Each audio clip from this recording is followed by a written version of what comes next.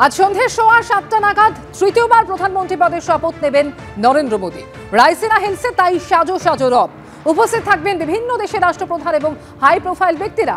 রাইসিনা হিলসকে মুড়ে ফেলা হচ্ছে নিরাপত্তার বজ্র আঁটুনিতে। ইতিমধ্যেই ভারতে এসে পৌঁছেছেন বাংলাদেশের প্রধানমন্ত্রী শেখ হাসিনা। একে একে পৌঁছচ্ছেন শ্রীলঙ্কার প্রেসিডেন্ট রনিল বিক্রমসিংঘে, মালদ্বীপের রাষ্ট্রপতি মোহাম্মদ মইজুর, নেপাল, ভুটান, মরিশাস এর প্রধানমন্ত্রী। শপথ গ্রহণের পরে রাষ্ট্রপতি ভবনে আয়োজন করা হয়েছে নৈশভোজের।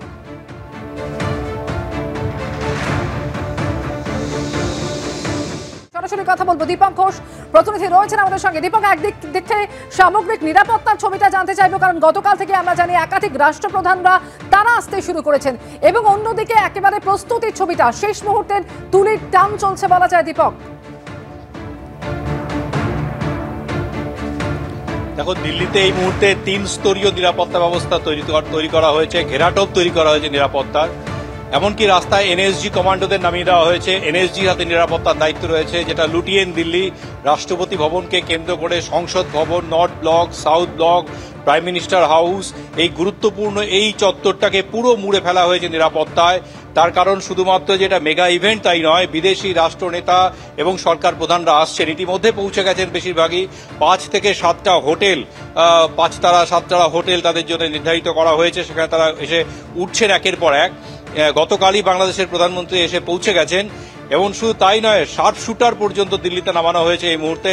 একদম যেটা কোর এরিয়া, যে সংসদ ভবনকে কেন্দ্র করে, রাষ্ট্রপতি ভবনকে কেন্দ্র করে, প্রধানমন্ত্রী বাসভবনকে কেন্দ্র করে যে অঞ্চলটা রয়েছে, সেই জায়গাতে আঁটোসাঁটো নিরাপত্তা ব্যবস্থা। একই সঙ্গে যেটা করা হয়েছে, যে হোটেলগুলোতে বিদেশি অতিথিরা রয়েছেন, সেই হোটেলগুলো থেকে রাষ্ট্রপতি ভবন আসার জন্য যে রাস্তা রয়েছে, সেই রাস্তার মধ্যে কয়েকটি রাস্তাকে নির্দিষ্ট করে দেওয়া হয়েছে যে এই রাস্তা দিয়েই বিদেশি অতিথিরা আসবেন। তার জন্য এখনই সেই রাস্তাগুলোতে যান চলাচল নিয়ন্ত্রণের কাজ শুরু হয়ে গেছে, নজরদারি শুরু হয়ে গেছে। ইতিমধ্যে সেখানে নাকা তল্লাশিও শুরু হয়ে গেছে, এবং পাশাপাশি রাষ্ট্রপতি ভবনকে কেন্দ্র করে আলাদা নিরাপত্তা ব্যবস্থা নেওয়া হয়েছে। আমরা জানি যে রাষ্ট্রপতি ভবনের নিরাপত্তা সবসময় আঁটোসাঁটো থাকে, কিন্তু আজকে রাষ্ট্রপতি ভবনকে 3 স্তরীয় নিরাপত্তা ব্যবস্থায় মুড়ে ফেলা হয়েছে। প্রথম স্তরে যারা দায়িত্ব পাচ্ছেন তারা হচ্ছেন প্রেসিডেন্ট সিকিউরিটি গার্ড। তারা একেবারে সেনাবাহিনীর থেকে নির্বাচিত জওয়ান। তারা এই গার্ডের সদস্য, এবং বিশেষ দক্ষতা সম্পন্ন সদস্য সেনাবাহিনীর লোকেদেরকেই সদস্য করা হয়। সেই প্রেসিডেন্ট সিকিউরিটি গার্ড তাদের হাতে থাকছে একেবারে কোর এরিয়া, রাষ্ট্রপতি ভবনের দায়িত্ব। তারপরে যে কর্ডনটা হচ্ছে, সেই কর্ডনটার দায়িত্ব থাকছে হচ্ছে সেন্ট্রাল প্যারামিলিটারি ফোর্সের হাতে। তারপরের কর্ডন, থার্ড কর্ডন যেটা থাকছে, সেটা হচ্ছে দিল্লি পুলিশের হাতে। অর্থাৎ 30 স্তরীয় ব্যবস্থায়, নিরাপত্তা ব্যবস্থায় মুড়ে ফেলা হয়েছে দিল্লিকে এবং রাষ্ট্রপতি ভবনকে। একেবারে ত্রিস্তরীয় নিরাপত্তার বন্দোবস্ত এই মুহূর্তে গোটা নয়া দিল্লি জুড়ে। সঙ্গে থাকা আমাদের প্রতিনিধি দীপক সরাসরি আমাদের সঙ্গে রয়েছেন। कि कोई बहुत मेजर बदलाव इन चारों में होने जा रहा है। कमोबेश मैं देख रहा हूं कि ऊपर के जो 4 मंत्रालय हैं। অন্যদিকে মোদীর শপথে আমন্ত্রণ পেলেও যাচ্ছে না তৃণমূল। জানিয়ে দিলেন তৃণমূলের লোকসভার দলনেতা সুদীপ বন্দ্যোপাধ্যায়।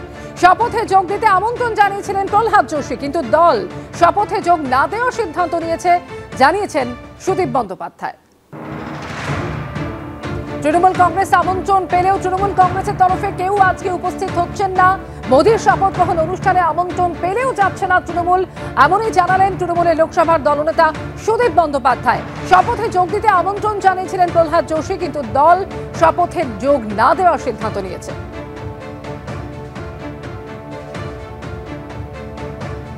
শপথ অনুষ্ঠানে যাচ্ছি না, আমাদের এমপিদের সব রেজিস্ট্রেশন করতে হয়। তাদের 5 থেকে 9 পর্যন্ত ডেট আছে। আজকে লাস্ট ডেট, সানডে তো খোলা আছে পার্লামেন্ট, সে কারণে যাচ্ছি। কালকে আমাকে ফোন করেছিলেন Prahlad Joshi, parliamentary affairs minister, রাত্রিবেলা আসার জন্য, কিন্তু আমাদের দলই সিদ্ধান্ত নিয়েছে সেখানে যাওয়া হবে না। সেখানে কি করে যাবে?